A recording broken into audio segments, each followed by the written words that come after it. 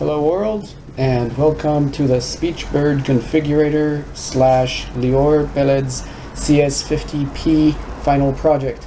My name is Lior Peled from Singapore and Israel, and let me show you what this project does. It goes through this file, which is a 4,200 line of code file that I publish from time to time, and in it there is functionality that other users need, but also some user-specific settings. And so instead of changing it by hand every time that I publish, I have decided to put together a Python script that's going to help me do that. And to do that, into my XML I have to embed this, which will give us a title for each of those user settable settings. It's not needed over here because this is a pretend setting that doesn't need to be set by the user.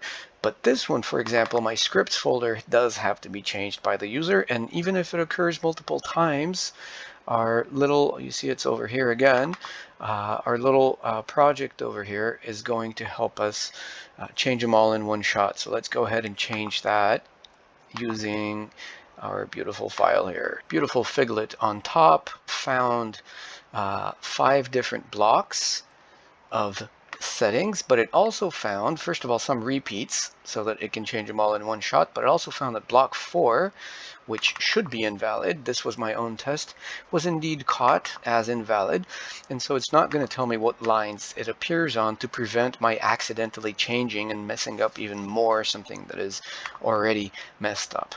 So let's change up my scripts folder, which should be where the SpeechBird scripts are.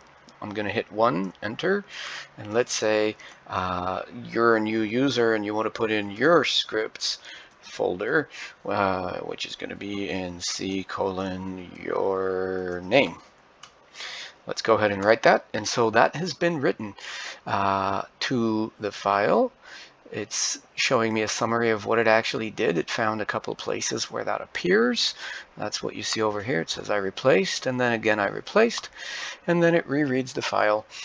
So let's go see the results of this action that we've done. We'll close it, open it again, and we should see those settings changed. And you see it once here, and we will see it another time up here. So that was a success, and this is a wrap. So here is my code, just for a quick little flash here, using regex mostly for doing this. So big thank you to David Malin and the team, and this was CS50p.